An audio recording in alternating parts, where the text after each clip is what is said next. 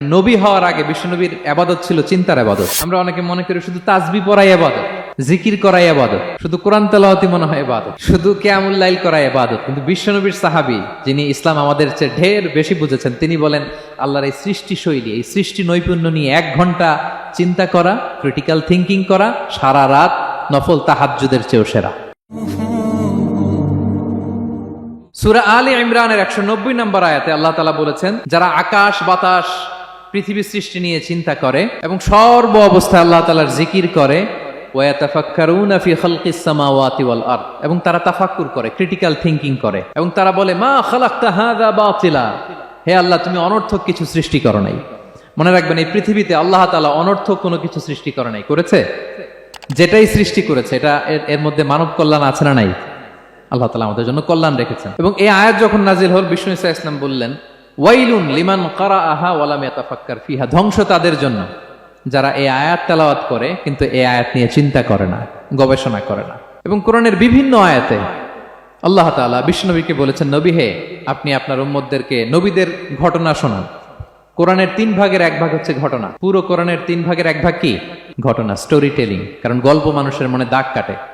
আল্লাহ তাআলা বলেছেন, ফাকসুসিল কসাসা লাআল্লাহুম ইয়াতাফাক্কারুন, নবী হে আপনি তাদেরকে কিচ্ছা শোনান, ঘটনা শোনান, নবীদের কাহিনী শোনান, লাআল্লাহুম ইয়াতাফাক্কারুন, যাতে করে তারা ক্রিটিক্যাল থিঙ্কিং করে। তারা লূত আলাইহিস সালামের কওমের ঘটনা যখন শুনে যে আল্লাহ তাআলা আপসাইড ডাউন করে দিয়েছিলেন, তারা যখন কওমে আদের ঘটনা শুনে, কওমে সামুদের ঘটনা শুনে, তারা যেন চিন্তাশীল হয়। এবং বিশ্বনবীর সাহাবী আবু দারদা রাদিয়াল্লাহু তাআলা আনহু, উনি বলতেন, তাফাক্কুরু সাআতিন খায়রুন মিন কিয়ামি লাইলা, 1 ঘন্টা কেউ যদি আল্লাহর সৃষ্টি নিয়ে চিন্তা করে, সেটা সারা রাত তাহাজ্জুদের সালাত অফার করার চেয়ে উত্তম।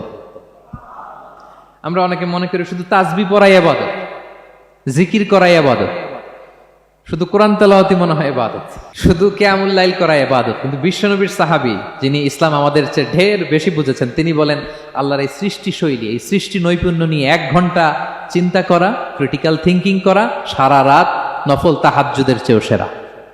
এবার বলেন, আমাদের চিন্তা করার দরকার আছে না নাই? ব্রেনটা খাটাবেন তো? এই যে যারা কনভার্টেড মুসলিম হয়, এরা কিন্তু অনেক চিন্তা ফিকির করে, নিজের সাথে নিজে বোঝাপড়া করে, ক্রিটিক্যাল থিঙ্কিং করে, তাদের অ্যানালজি কাজে লাগিয়ে, আল্লাহর দেয়া ব্রেনকে কাজে লাগিয়ে এরপরে শাহাদা পাঠ করে, এমনি এমনি না। এই যে কিছুদিন আগে আমেরিকান এক পপ স্টার কালেমা পড়ছে না?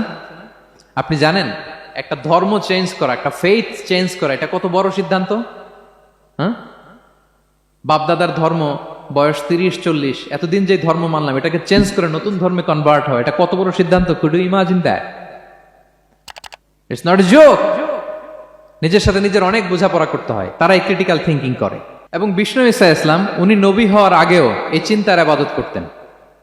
তিনি হেরা গুহায় চলে যেতেন, কাবা থেকে 6 কিলোমিটার উত্তরে, 634 মিটার উঁচু, যা বলে নূরের উপরে একটা কেইভ আছে, গুহা, এটার নাম হচ্ছে গারে হেরা।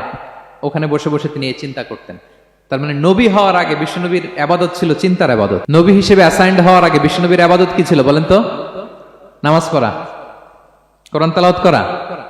কোরআন তো নাজিলই হয় নাই, কোরআন তেলাওয়াত করবে কেমনে? তখন 6 মাস বসে বসে উনি ওখানে কি করেছেন বলেন? ধ্যানমগ্ন ছিলেন, তিনি চিন্তা করতেন। ওইটাই ছিল ওনার আধ্যাত্মিক শিক্ষায়তন। ওই নির্জন গুহার মধ্যে উনি যখন চিন্তায় মগ্ন ছিলেন, আল্লাহর সৃষ্টি শৈলী নিয়ে চিন্তা করতেন, ঠিক ওই মুহূর্তে, অন্তিম মুহূর্তে, ওই মাহেন্দ্রক্ষণে নাজিল হয়েছে ইকরা বিসমি রাব্বিকাল্লাযী খালাক, read in the name of your lord who has created, পড়ো তোমার প্রভুর নামে যিনি তোমাকে সৃষ্টি করেছেন, শিক্ষা দিয়েছেন। তাহলে সম্মানিত সুধী, ইসলামের সূচনা হয়েছিল, এটা বলা যায় ফাইনালি যে ইসলামের সূচনা হয়েছিল এই চিন্তার ইবাদতের মধ্য দিয়ে।